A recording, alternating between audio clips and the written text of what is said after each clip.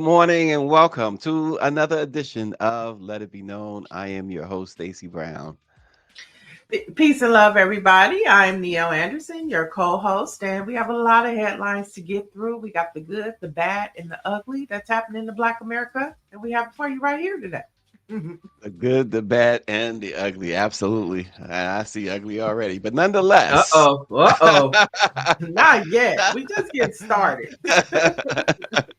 Let's see what our producer has for us this morning. And you know what I didn't like at all? The fact that he called it black churches. Black churches? Like, what is that? Are we bringing segregation back? Hey, Millie.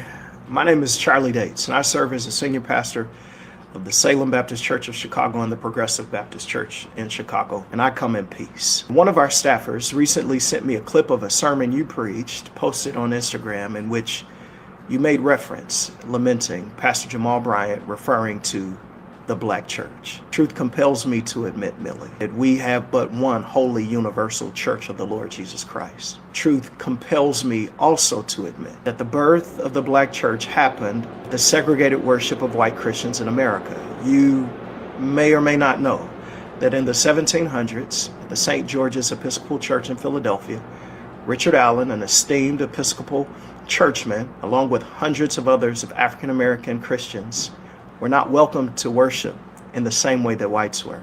And so they left and thereby gave birth to the African Methodist Episcopal Church.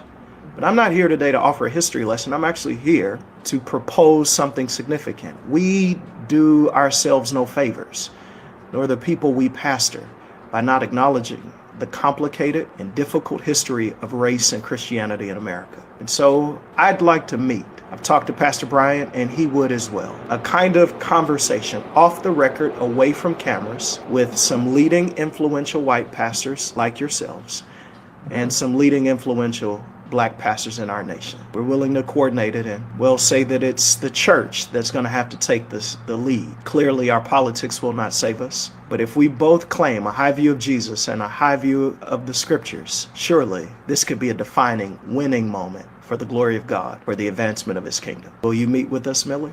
And you know, Okay. That's all yours, Niele. Okay. Well, I love that he took us back to church and gave us the history of it, the AME Church breaking off, which stands for African Methodist Episcopal Church, which broke off from the CME Church because they felt they were a little blacker. But I think that it's a great conversation to have. It's a conversation that I love to have because I'm always trying to reconcile evangelicals, black church. We read the same Bible, but we coming out and walking out the doors with two different ideologies. That always baffles me. And so I would love to see that conversation. We know that, during slavery, there was a slave Bible and but we also know that the same Bible that we read is the same Bible that they read. And how I would love to see that conversation. And I hope that they answer questions from the audience so that we can have some reconciliation and some healing when we talk about faith. And because when we look at the polls at the Pew Center, we also see that millennials and Gen Zers are not as active as in church as, Xers, boomers, and beyond. And there is a divide within the black church and black faith. And so I think that would be a really interesting conversation to see. Well, Orange G says, what did Malcolm X say? The most segregated place in church on Sunday is church on Sunday at high noon. He says, I wouldn't meet with that Karen. I think that, I definitely think, though, that it is important to meet, they say the church is the most segregated, but then football brings us all together after church, because everybody's watching football. But I mean, it is, but I would love to have that conversation. I know, like, even in the Methodist Church, which is AME and CME, when we say the Apostles' Creed, I believe in the Holy Catholic Church. And that throws me off too, because I'm like, why are we saying we believe in the Holy Catholic Church, the communion of saints, the forgiveness of sins, when we're not Catholic? But they say the Catholic Church in the Apostles' Creed means the universal church. So there's a lot of doctrine that I think that us Black folks have adopted from Anglo-Saxon faith. And it's just certain things that we need to talk about because I think that it's starting to resonate, and it's just not adding up. So I would love to see that conversation. I would love to see it. So there you have it. Uh, um, folks, a Republican attack on a core provision of the Voting Rights Act that is designed to protect racial minorities comes to the Supreme Court this week, more than a decade after the justices knocked out another pillar of the 60-year-old law. In arguments that are scheduled to take place tomorrow, lawyers for the Louisiana and the Trump administration are going to try to persuade the justices to wipe away the state's second majority Black congressional district and make it much harder, if not impossible, to take account of race in redistricting. So they've already done most of the gutting of the Voting Rights Act, and now they're poised to just totally take it away. Well, if this happens, this will really, possibly break up the Congressional Black Caucus and cut it by half. And so right now we're looking at the largest body of congressional Black members in history. So if this passes, we could lose half of that. So the Congressional Black Caucus annual legislative conference will be cut in half by representation. So this is very important. And we continually look at and talk about how this Trump Klan administration is chopping away at the very foundation of this nation, that for over the past, almost 50 years, we have tried to build equality and we were moving towards equity. And they have got rid, equity is gone. We fighting again for equality. And just to think, you saying that about the Congressional Black Caucus, our House Negro friend Stephen A. Smith is trending again because of his attack on the one person, or at least one of the people who are really out there trying to make a difference, and that is Jasmine Crockett. His just disgusting attack on her is just really, it's backfiring. I'm glad to see, because he is really getting a lot of heat from it. And of course, it's only making him happy because he's doing, his master's bidding, his master being Donald Trump, of course. But the fact that he went after her and is going after Jasmine Crockett for being a, quote, loudmouth is really rich, coming from the loudest mouth and the emptiest of wagons, that is Stephen A. Smith. For sure. I mean, I know that Serena Williams' husband checked them, as they say. But it doesn't stop what Jasmine Crockett is doing. And Jasmine Crockett is really building political power, boots on the ground. She was actually out here in LA yesterday, meeting with Black pastors, talking about how important Prop 50 is. So even still, as Congress is still shut down, she is still on the front line, traveling. She's in California, LA, talking about why Prop 50 is important. And I think it goes to your first story, because, the not only are they doing it in the Supreme Court, but they're doing it in other states. And so as of now, California is the only state to stand up to this Trump Klan as to what they're doing. But in the meantime, other states are racking up to build seats. We know in North Carolina, Republicans have announced they will redraw their maps for Trump to gerrymander the state to pick up one seat. So California can't do it alone. And so speaking of Jasmine Crockett, while Stephen A. Smith is attacking her, she's boots on the ground talking about what's happening and even preparing us for the midterms a year in advance. Yeah. Stephen A. Smith is disgusting. It's just as disgusting as you can be. Again, I say that too, because you look at I said this before, the platform that he has, the fact that black women in general, but certainly black women in power have gone through heck, as they say, or HE double hockey sticks with this president, and others, not just this president, but in history. And this young lady, Jasmine Crockett, Representative Jasmine Crockett, has risen to the challenge time in and time again, time and time again, I should say. Um, and it's the only, not the only one, because you point out there's a couple of others, but certainly at the forefront of those who are showing backbone. And for a Stephen A. Smith and his platform, stay with sports. I mean, you are average at that at best. So stay there. And ESPN has overpaid you and overplayed you. So stay in your lane. He wants so badly to be in everybody's mix. He has no idea the flavor, but he wants to be in everybody's mix. And he needs to go away and go away quickly. And I'm glad that social media is taking him to task, because I don't watch the guy. I haven't watched him in forever.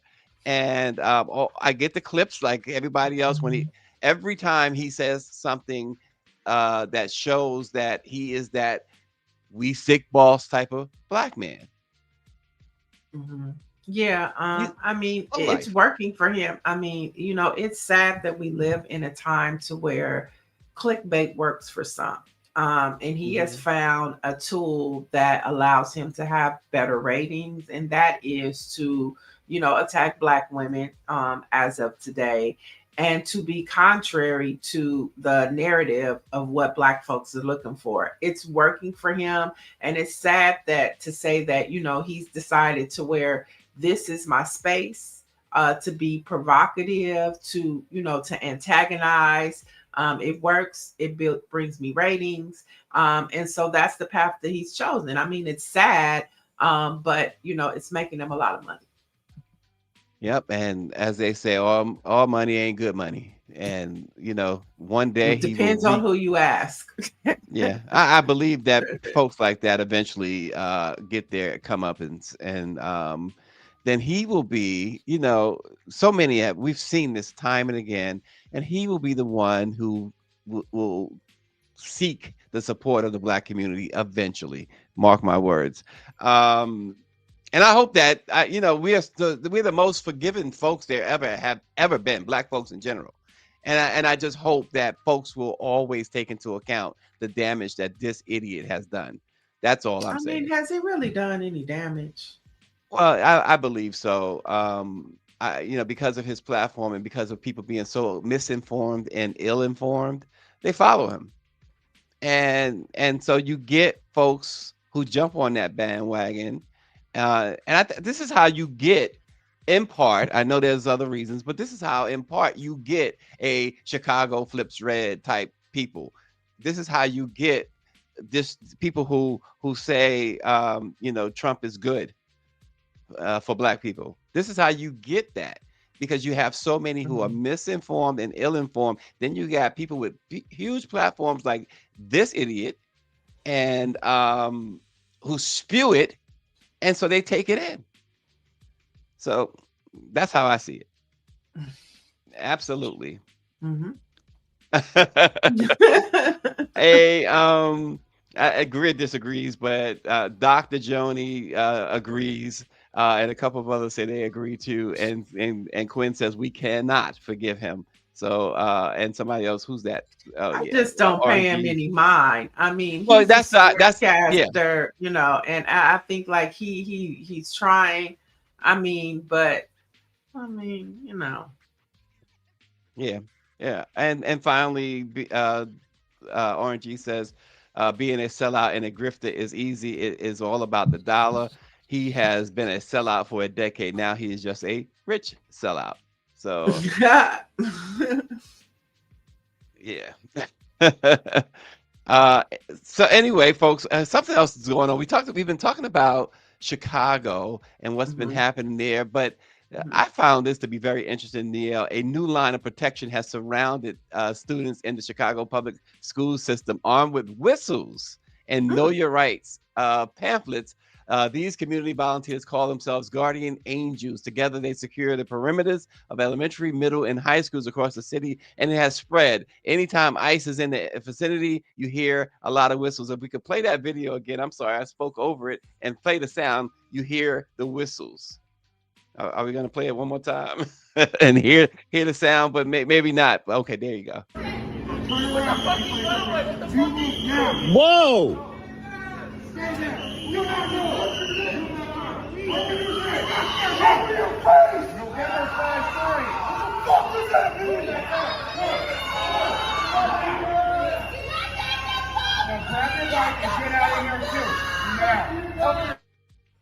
So they've taken to blowing whistles, loud whistles, when ICE is doing their criminality.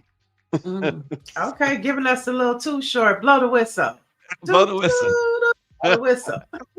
Giving us some too short. No, I love it. I love how the protesters are taking this and making it their movement from blowing the whistles.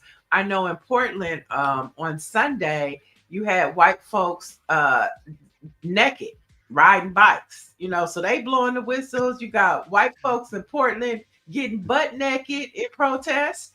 I've even seen them wearing Barney outfits and Sesame Street outfits, saying, "Yeah, these are the most violent." You're taking away Barney, and so I love the creativity that we're getting out of the movement. So it's happening. Whistles, Barney outfits, and naked. I want to see what else they're gonna come up with. And don't forget, late at night, where some of the ICE agents are staying, people are going and blowing horns and playing loud music all night, not letting them sleep. Wow. I didn't see that one. Yeah, they honking horns, playing loud music, playing drums. Like, you won't sleep in our town. I love it. Keep it up. Creative protest. With all of that, it just seems, that something is going to break out eventually. It's going to be just an all-out war between the people and this administration. It just seems that it's headed that way. Not that I'm rooting for stuff like that. I'm not. But it just seems like it's inevitable, because this is what happens. Most importantly, and RNG says, only if they vote like they protest. I mean, I'm with you. Only if they vote instead of protest. Only if they vote instead of blowing the on the horn, talking. Only if they vote. I'm with you, RNG. And Dr. Sturdy says the damage is the programming and the seed it is planting. That's part of the problem too.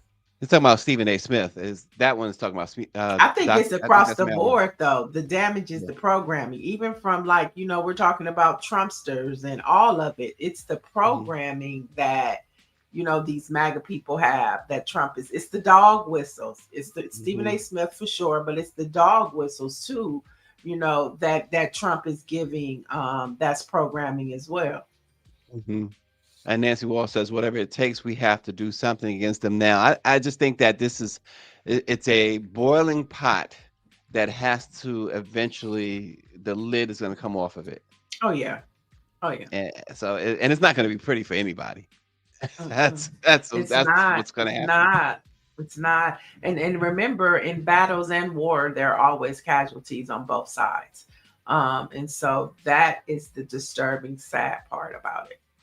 Yeah, absolutely. And here's one, a really good story that we didn't talk about this yesterday, but the Arthur M. Blank Family Foundation announced a $50 million donation to Atlanta's HBCUs, aiming to close financial aid gaps that might otherwise prevent students from completing their degrees. The money will support nearly 10,000 students with gap scholarships if they are approaching graduation in good academic standing and have exhausted all other sources of financial support. This is going to go to Clark Atlanta, Morehouse, Morris Brown College, and Spelman College.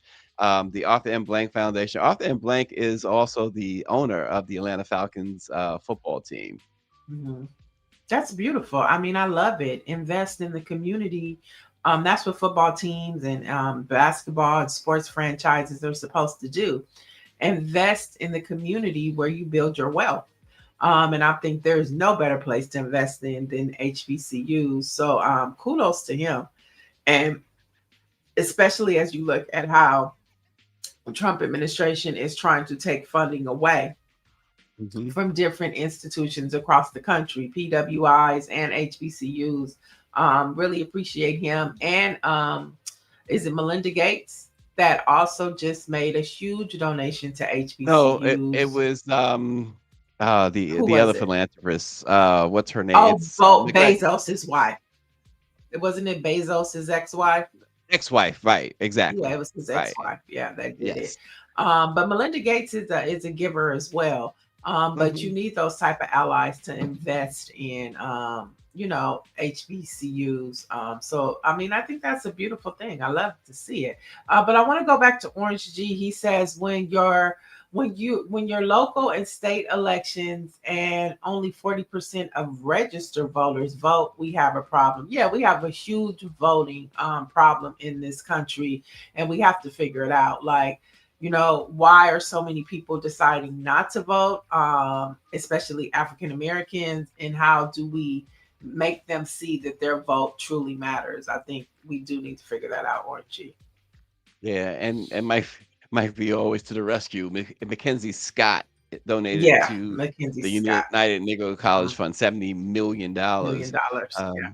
Yeah, that's it's awesome that we can still say that there are some allies out there, For because sure. allies are definitely needed, and so very very timely, very much needed, and I'm sure that those schools down in Atlanta, and not just the schools that are benefiting directly from this, but the other schools will benefit too, because just on the thought that HBCUs haven't been forgotten about by these big time philanthropists, it really gives hope to the others. So it's a win-win for all HBCUs.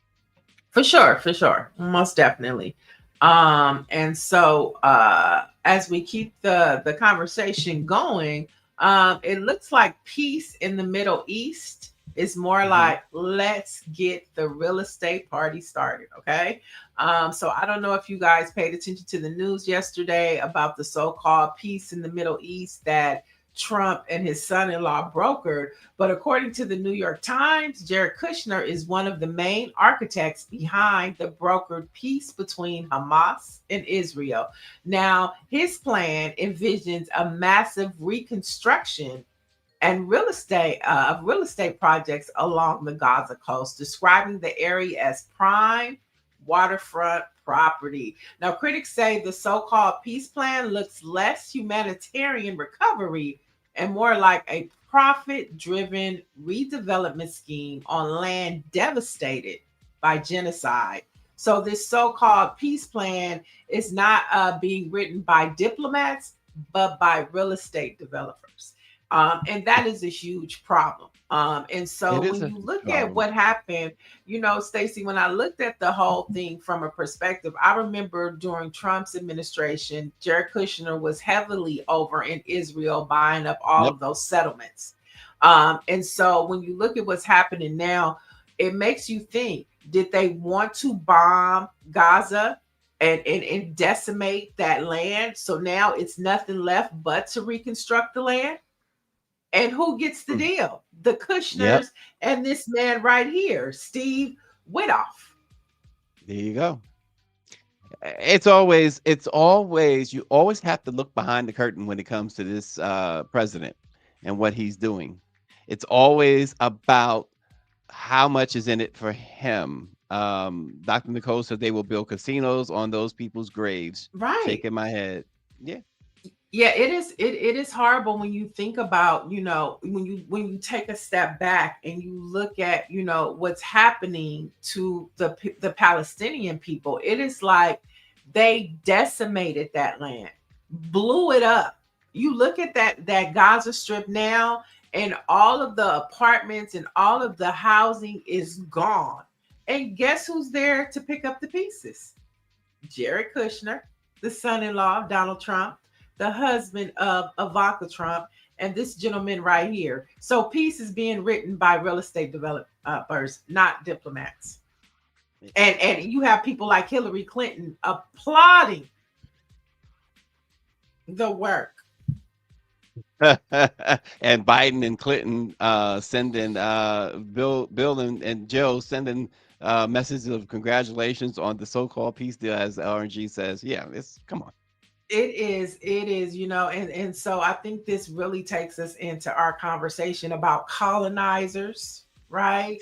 Reparations. The Gaza people are going to need some reparations because their land is literally being stolen from them by Jared and Steve and Netanyahu and Donald Trump. And who knows what other deals that Donald Trump was over there making with those the Qatar. Qatar now is building a military base over here. He's Imagine that. Right. He's selling our federal buildings to China and who else? We don't know about that yet. Colonizers, So let's talk about reparations over here in the United States, Stacy. So as we talked about yesterday, California Governor Gavin Newsom signed Senate Bill 518 into law on Friday, launching the process for California to administer reparations for descendants of slaves. Now, the new state agency will be responsible for verifying eligibility, processing claims, and recommending forms of reparations for descendants of slaves. So here to break down what this all means is Chris Lodgson from the Sacramento Reparations Collective and CJEC. Welcome, Chris. Good morning. Good morning. Happy Are you feeling morning. good? Happy morning. Now. That's right. Happy morning. It's 5:30 here in California, and I'm glad to be here. Thank you for having me. No, we are so happy that you're here. So we've saw over the past 24 hours there are more bills being signed. But let's start with SB 518. Talk to us about this bill and what it means for Black Californians. Sure. So this is a bill that is a very interesting bill. The bill really builds on or is based on a proposal that came from California's Reparations Task Force, which worked for 2 years from 2021 to 2023 to study the harms of slavery and the things that came after slavery here in California, and to educate the public, and then to make recommendations. And one of the key recommendations, top recommendations, was for the state to create a system, a way for people to confirm and verify that they are descendants of the people whose ancestors built this country, the American freedmen, the descendants of people who were enslaved and emancipated from chattel slavery. And those who are also California residents. And so the state task force said we need a system for people to be able to show that they are of this amazing group of people. And one of the things that we need to do is create a state body. The task force recommended something called the California American Freedmen Affairs Agency, right? So it would be a state agency that would do genealogy work and a whole bunch of other things too. Last year, there was a bill to do something like that. And that bill was the subject of all the, fighting at the end of the year. That bill was blocked by the, Legislative Black Caucus, and then caused all kinds of, trouble after that.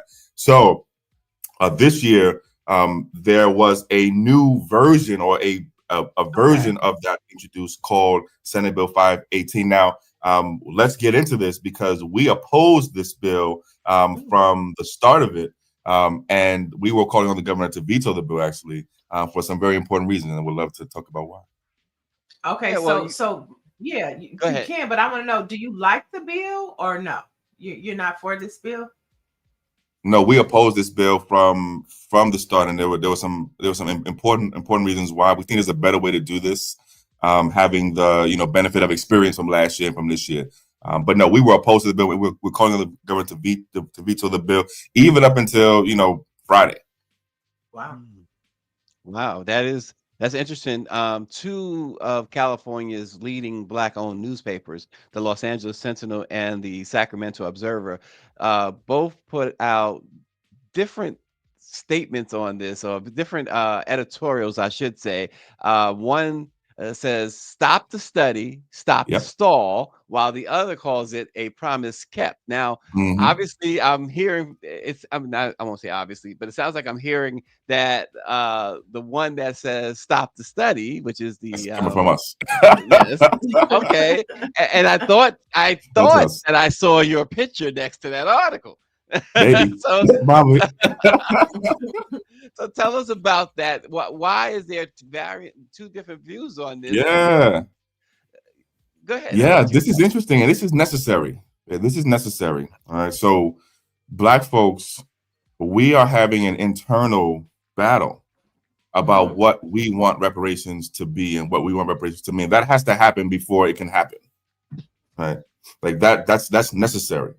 We're just having it here in California because we've gotten closer to the goal. But anybody and everywhere who moves this forward in your state or your county or your city or even at the federal level, you will come to something like this. And we will come to something like this. And every community who's had reparations has gone through this, where you go through a process internally in your own community to decide who is this for and what does it actually mean and what do we want it to do. So why we say stop the stall, and I want to stay on 518 because this will make me talk about another bill, but I want to stay on 518 for right now. So one of the reasons why we opposed the bill was that it is dependent on a study. So the Bureau cannot happen until after a 3 to 5 year study, another 3 to 5 year study. We just did a 3 to 5 year study, or we did a 2 year study. I just kind of talked about it. It's called the California Reparations Task Force. So one of our biggest complaints was that the state is delaying by design. The state can start right now. The verification of genealogy can start right now or soon. We don't have to wait till the 2030s. And that's what the Bureau will do. It will start, in theory, in the 2030s. And we had big battles with, staffers and, legislators throughout the whole year working to get them to move this thing faster. So we're saying stop the stall because this is a way to slow down and stall what can actually happen now. And we say stop the study because this Bureau depends on a study and the study is unnecessary. And we just did study. So that's why we say stop the stall, stop the study, start the repair now. I remember when everything happened last year, this was one of Steve Bradford's former state senator. Absolutely. He was against this because he was like, we've already did a study. I don't need you to put money back into the institution I went to. We're not going to even get that. Okay. But this was why he did not want this bill to go through, because he was like, we did a study already. So it's interesting to see that Gavin Newsom still played it safe. It gave the appearance as of Friday that we were moving forward, but now you're saying that he decided to be able to just do the study. Yeah. And the Black legislators were standing there smiling, knowing that this is exactly what you guys didn't want. It's so interesting. And I am so grateful that we're having this, this battle happen, because I said it was necessary. But it's so interesting. We had been working all year to, and by the way, the study is a separate bill. It's called Senate Bill 437. So that bill is a bill. By the way, this Bureau bill is also the Bureau bill and the study bill are by the same author. It's Senator Akilah Weber Pearson, who is the chair of the California Legislative Black Caucus, who is the daughter of Shirley Weber. California Secretary of State Shirley Weber, first Black Secretary of State in California's history, if I'm not mistaken, and the author of the bill that created the California Reparations Task Force. I'm actually wearing the hat with the bill number right now. We worked with Secretary Weber when she was in the state assembly to write the final version of that bill. It was AB 3121. That bill created California's Reparations Task Force. So all that is to say, these two bills to us are delayed by design. They actually slow us down when we could be going faster. And now we have a better way. We think we have a better plan. We have a better alternative. and we're happy to to share more about that and looking forward to doing that. And I think we also have to talk about some of the other reasons why we oppose this bill 518, but also the fact that the governor vetoed I believe, all the other so-called reparations and reparation-related bills were vetoed by the governor yesterday. And I hope I know we'll talk about that soon. Right. No. I wanted you to get into that because that was our next question. Yeah. What about the other bills? Because we know that it was a reparations package. And so you're saying that what work can you we don't have a lot of time, but can you break down what were those other bills that he vetoed? Sure, I can do that pretty fast. Let me just add one more thing for your audience, so your audience knows also why we oppose the bureau bill. It's not just that it depends on a study that it's 5 years away at the earliest. It's also the case that the bureau is not just for people who are descendants of American slavery. Okay? So if you read the text of the bill, and it's something that we as the people are learning to do, we're getting more politically mature. If you read the actual language of the bill, it says it is the intent of this bureau to expand, to serve both descendants and communities identified in chapters 1 through 13 of the final report of the California Reparations Task Force. So if you just look at that and ask, who are those other communities? There's at least 5. Some of our Latino brothers and sisters, our indigenous brothers and sisters, some of our AAPI brothers. So other types of people who are not descendants of people who were enslaved in this country. So for us, that's a non-starter, right? We want a specific place for us. It's for us. It needs to be for us.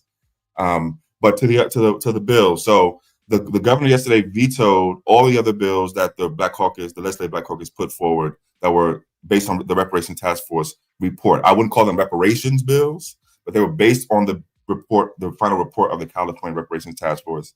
And there's a distinction there that I think is important, and I'll come back to it. But first bill, AB 57, that bill would have reserved 10% of one of our state's housing loan program for descendants of people who were enslaved in this country. So if you were a descendant, you would have, there would be 10% of this program, this housing loan program reserved for you. That bill was vetoed. The governor also vetoed AB 62. That bill would have created a legal claims process for you if you believe you were the victim of a racially motivated taking of your property by the state of California. That bill, AB 62, was vetoed. The governor vetoed AB 7. That bill would have provided admission preferences to students who were descendants of those who were enslaved in this country. So if you were a student and you were a descendant and you want to go to college, you would get a preference in admissions to go to state schools in California. Vetoed. The governor also vetoed AB 742. That bill would have said to our licensing departments in California that they need to speed up the licensing, the professional licensing for people who are descendants of those who were enslaved in this country. Vetoed. The only thing that the governor signed a part of that package was the 3 to 5 year study, and the bureau 5 years away. That the study that already happened. Happened. It took 2 years, hearings, heard from the community, 1,100 page study, and he wants to do another one. But also the legacy one is so interesting to me because we see at USC, they're debating on if legacy should be can be a requirement in getting accepted in the school, and they're debating that. They want to bring the legacy clause back in. But I want to talk to you about the $12 million. Now you talked about what was vetoed. There was $12 million allocated to reparations. Talk to us about how that money, where that money is, and has it been dispersed, and who it's going to. Don't this get more interesting? This is like a movie. Okay? This is a movie. If any producers out there, the documentarians, I don't know the word exactly, but I think this is a story here. So last year, the state, for the first time ever, to the state's credit, to the governor's credit, to the legislature's credit, to the community's credit, last year, for the first time in California history, there was money in our state budget line item for reparations. Okay? Specifically, it was line item or in the budget for, quote, reparations implementation. That's what it said in the budget bill. And it said, hey, when y'all, basically, when y'all pass your reparations bills, use this money to do them. Because you can't do none of this without money. Right? And this is something that we have to. I'm going to say this very loudly. There's no way to do reparations without money. Okay. Right. Right. Black people, you should not be saying out loud, do reparations without money. Okay, we should not be saying that or even getting close to that, because there are people who are listening in the legislative halls and decision makers who do not want to do money. And so when you say that, you're helping them. Okay, even if you believe that personally, I'm just giving you're making my job way harder. Okay, when I go into those buildings, they say, "But your people, Chris, they don't want the money. They want programs and other stuff and stuff. They don't want cash." Well, that's a lie, right? That's a complete lie. BS. Complete BS. But back to the money. So, that $12 million did not get spent last year, though. Okay, because all the bills that needed money to do anything got blocked. Okay, so the money sat there for a year. This year, the governor and the Black Caucus changed what happens with that money. Instead of going to reparations implementation, that $12 million, they split it up. They're giving $6 million to this study. So give half to a study, and then give the rest, or almost all of the rest, or another $5.5 million to a nonprofit called the Tides Foundation, for them to give out to other nonprofit organizations to do reparations education activities. Okay, so nonprofit organization funding is going on. There's about $500,000 that was foundation. Come on.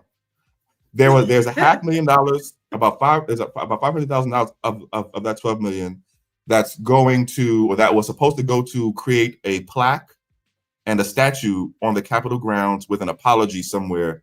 We have not seen it. It was supposed to happen last year. I'll be at the Capitol building once every 2 weeks or so, once a week. Wait, not seeing Chris, who agreed to a $500,000? This had to be done. It's had to be done with the agreement of the California Legislative Black Caucus and folks in the governor's office. So it just had to happen. Then, so that's the $12 million that was reparations funding. Wow. That is now, so it's now plaques. There's a plaque, a study, and like a nonprofit grant. It's sad if it wasn't even. It'd be sad if it wasn't so infuriating. And that also, though, in this year's budget bill, they added some new money, another $6 million, and that money is supposed to go to the bureau. So it's a bureau, $6 million, study, $6 million, tides, or 5.5 or ish, and then $500,000 for a plaque. That's the money. As Patricia Jackson says, she says, seems other groups were compensated. They require all this study. And I think that has to be part of your frustration, right? Anybody who's been seeking reparations, for Black folks, part of that frustration is that reparations were easily handed out to others. Right. It's such a great point. That's a great point. Now, there are cases where we want to do some, some civics, like knowledge too. Like there were cases where there were studies in the past for other groups too. I want to give one example. Like in the case of the Japanese folks, right? The bad things to their community happened in the 1940s. They didn't start their reparations process to the 1980s. The study they had, I think, a 2-year study. And they did hearings around the country, etc. And then their study produced a report. That report went to Congress. Congress passed the stuff, did the stuff in that report. And then former California Governor Ronald Reagan, then Republican President Ronald Reagan, signed the bill and did a public signing ceremony surrounded by Japanese Americans, saying we're doing some reparations here. So there is that example, but the viewer and the audience is absolutely right. Nobody is studied as much of, like, we don't know. When it comes to us, is let's study. What we're hearing is let's study. We don't have enough money, and let's redefine what we mean by reparations, so we don't have to actually do anything that's going to change your material economic condition and really upset the power structure. Right, and we've already done that because we've evolved from 40 acres and a mule. And we know in that study that they were defining reparations is not just monetary. It could look like what reimagining policing is. It could reimagine what healthcare. There's a lot of things to talk about with reparations. But I want to know, Chris, do you have any allies within the Black legislators in California? I know Steve Bradford, who is no longer a senator, was an ally. Well, who are your allies within this Black California Legislative Caucus? Yeah, so I want to give definitely want to give a shout out to former state senator Stephen Bradford, who I think is now running for California State Insurance Commissioner. So he's running for another statewide office. I thought he was running for lieutenant governor at one point, but now he's running for. He switched it. Yeah.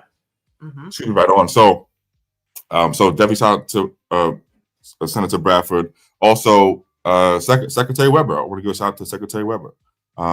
She's been really, really good. As it concerns supporting the work that we're doing.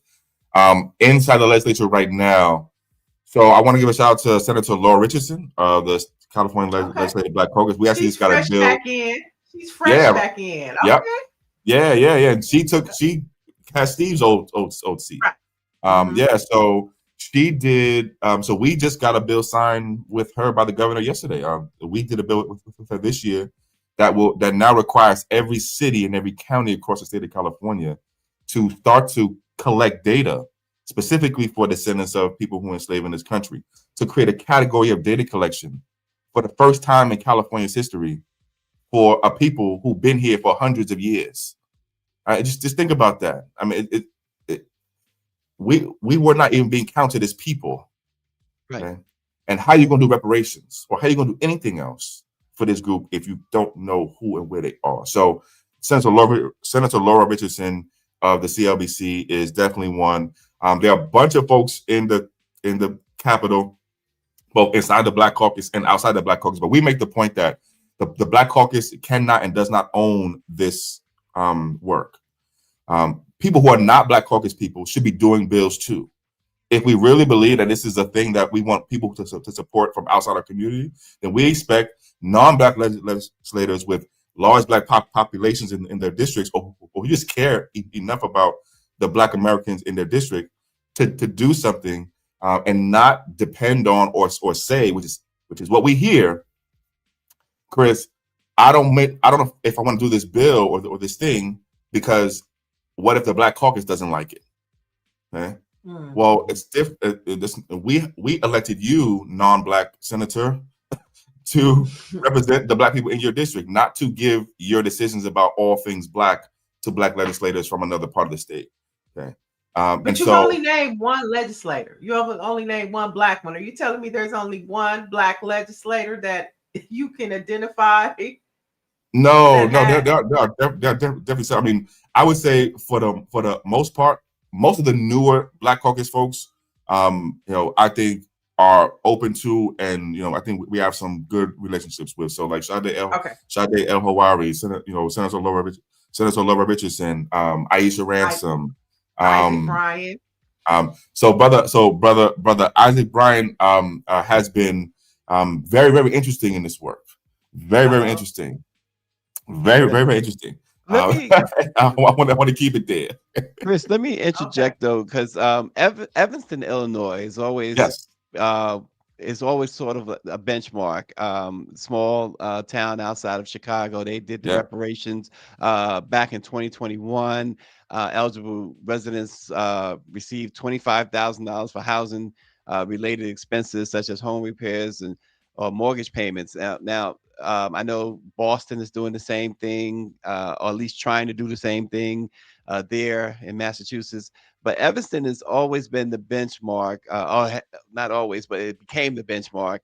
Now, of course, just like everything else under Trump's DE&I, the Judicial Watch is suing Evanston to try and stop that program.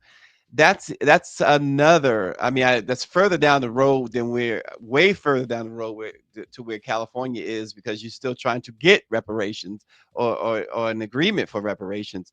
But those are some of the obstacles that these lawmakers must see. You see, how do you get around this when you have well-oiled machines that even if the state passes and starts to implement reparations, you're going to have these challenges by conservatives, by Trump supporters? Yeah, we expect, and we've been expecting for years and anticipating for years that there'll be legal challenges to what we do. We're doing something kind of new here. We're not saying that this effort for reparations should be because of your race. We're saying that it should be because of your lineage, your descendancy from chattel slavery in this country. Right.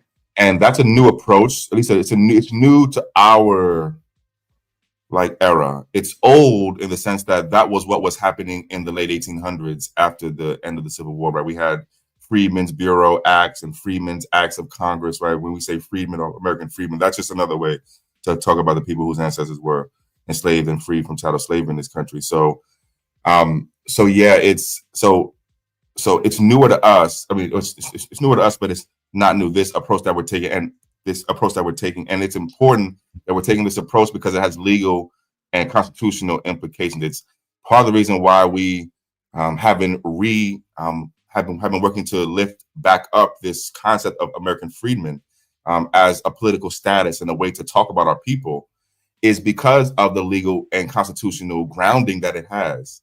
We think it protects us and helps us, avoid any challenges against what we're doing that are successful.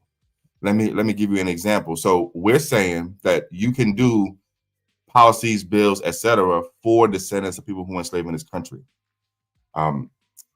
That is something that we expect people to challenge, but we think that it's going to be legally okay. One, because the State Reparations Task Force here in California got some legal, I would call them legal opinions about it, or some legal testimony. There was testimony by some really important constitutional scholars to the State Reparations Task Force, and I want to say like February or March of 2022, specifically Professor Dean Erwin Chemerinsky of UC Berkeley, and he recommended, and we agreed that you can do things specifically for descendants, and even though we'll be challenged by people, that is legally okay because there's a long history of doing that going back to the Freedmen's Bureau. So that's that's the argument that we put forward, and we expect that will be successful. It's good to hear, Niele, that they are prepared for that side too. Right. I know. So there's like a celebration. It's like a catch-22. You want to celebrate because you see motion. It might be going backwards or forward, but you have some motion. So where does the fight for reparations stand now in California? You have Newsom signing this bill, which means another study needs to happen. Where does the fight for reparations in California stand now from your perspective? Yeah, so I was told by a mentor of mine not too long ago. He said something like, he said, "Real ships rock." Okay? Real ships rock. So what he meant by that was, when you're doing something in the real world, it don't always go forward. Like it's like a ship. Like a ship on the water is moving toward its destination, but while it's moving, it's rocking. Right? It's going back, right? It's going back. Right? It's not smooth. And so that's what we're experiencing now, I think, here in California. And like I said, this internal dialogue and debate is necessary among our people. Where do we stand now? I think we stand at inflection point. Mm-hmm. I think we have a choice ahead of us as a state to go in a direction that is slower and not the best direction, and the choice to go in a better direction. And we have time. Mm. We have time. I mean, one of the benefits of these other things that we don't like being 5 years away is that that's much time for us to get, on the right path. And so I think we're in an inflection point. I think we're in a place where we have a big opportunity to make some really, really big things happen. And I'm excited about it, to be honest. Before, last question. I know that Ayanna Pressley reintroduced Sheila Jackson Lee's bill, HR 40, that had to do with reparations. Have you heard from Ayanna Pressley or any of the federal congressional members about what's happening in California? No, I have not. You know, and no, I have not. I have heard about this this reintroduction.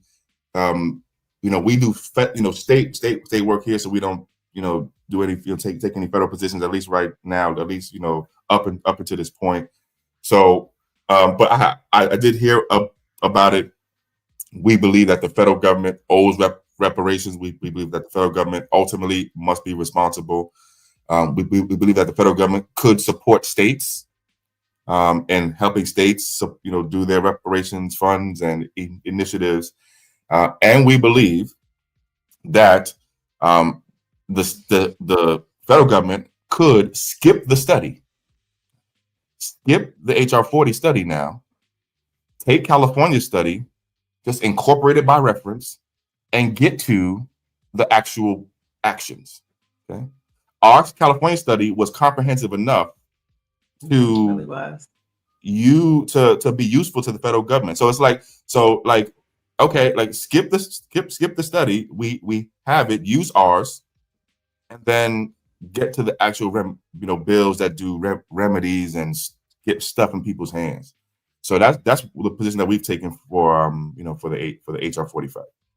Yeah, well, it looks like you're going to have another study. Well, we're going to have another study, and so they'll have plenty of information at the federal level. HR 40. But we definitely want to have you back as California leads the way to the journey for reparations. Thank you for joining us this morning, Chris. My pleasure. I'm gonna go back to you. Thank you. All right. So, you know what I love about this conversation, Stacy, is that Black Americans still have other issues besides what the crackers are doing at the White House. What the who? The crackers are doing at the White House. Okay. What kind of crackers are they? And speaking of the saltines, they continue to play games with American lives. Around 1,300 CDC workers were fired on Friday. And according to the American Federation of Government Employees, 700 of the 1,300 were rehired by Saturday. Fired on Friday, rehired by Saturday, after officials claim the dismissals were the result of a coding error. Yeah, okay. They off code. Our lives, imagine getting a letter saying, your career is over, and then by Saturday saying, oops, that was a mistake. How long does that mistake last? Damn. And yet you still got folks. Oh, I support this. Yeah, you go right ahead and support it. All right. Another important story that is happening right now that media has just totally ignored, and it's happening in Alaska, where many have been rescued and many remain unaccounted for in Western Alaska after the remnants of Typhoon Halong brought hurricane force winds and flooding strong enough to sweep away entire homes and coastal communities, authorities have said. Now, according to the nonprofit Coastal Villages Region Fund, the indigenous communities are among one of the most isolated in the U.S., where some residents use boardwalks, boats, and snowmobiles to get around. And so when we look at this story, we know FEMA has been defunded and the National Guards are invading U.S. cities. And so where are these Alaskan people who are American, indigenous people, going to get the resources from? Because they're definitely not getting the headline. No, not at all. You do not see this anywhere else. You don't see it. And it's not, it's so weird because someone asked me, and I'm trying to remember who, just a day or so ago, isn't Alaska a part of America? And I was like, why would you ask me that? And the question was about this. It's like, no one's talking about that. No. A typhoon hit Alaska, and it impacted mostly the indigenous communities, and we talk about, yesterday was Indigenous People Day. And the indigenous people need us, and there are no resources reported headed to Alaska. You have people on TikTok, you have the indigenous community crying out for help, for resources. They're missing people. And it's kind of reminiscent of what just happened a few months ago in Texas. Remember when the floods came out of nowhere, you know, and they weren't prepared? Same situation, just no attention or headlines from mainstream media. None. Wow. And then let's head over to the East Coast, where nor'easter is also causing havoc down the East Coast, leaving travelers stranded from New York all the way down to Washington, D.C. Now, the government shutdown has heightened this dilemma by creating staffing shortages at critical points like air traffic controllers and TSA. And so we have another issue within the federal government, and Trump is over shaking hands with the Middle East, getting land, you know, building hotels. Meanwhile, America is crumbling.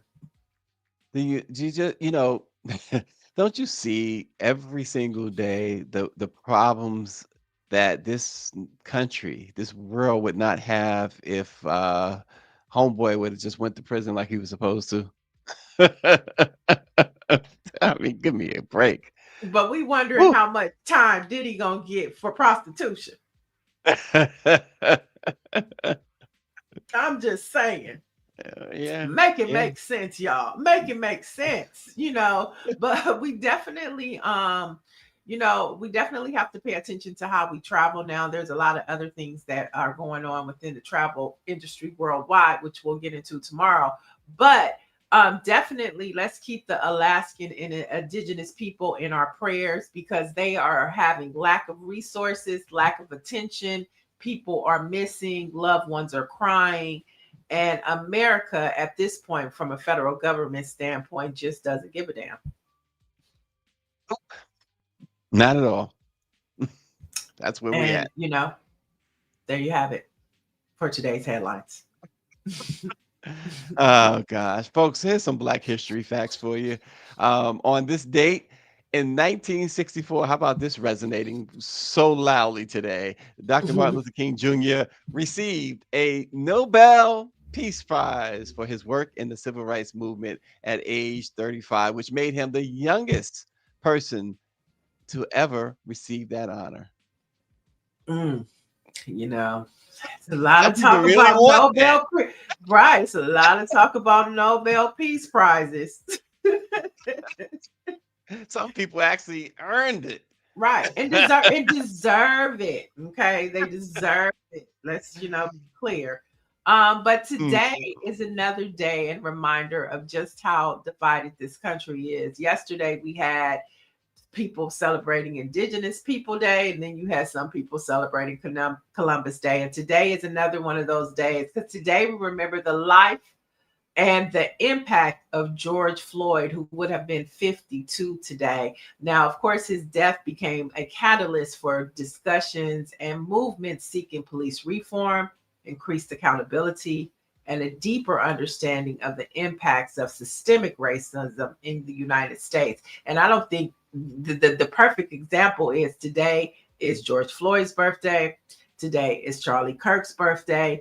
And America is divided, like we started with the church, you know, division, Black church, evangelicals, George Floyd, Charlie Kirk. This is, you know, America.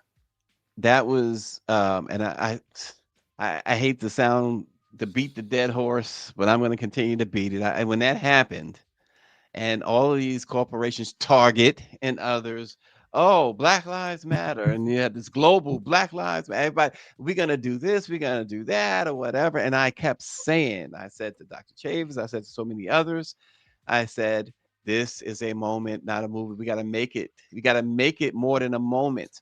These people are pledging this, they're pledging that. They only, for the next couple of months, I'm going to do this. For the next 6 months, I'm going to make them pledge and sign guarantees for next 10 years. Oh, no, it's, you know, things have changed. Yeah, okay. This is America. Don't forget that. And here we are just, 5 years later? And now we have corporate retreat from diversity.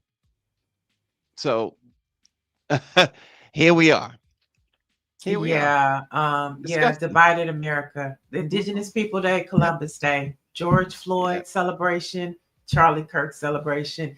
This is America. But on a brighter note, we can end the show talking about reparations. And to your point, you can see that Chris and what the reparations task force and organizations like his are doing is they're not giving up.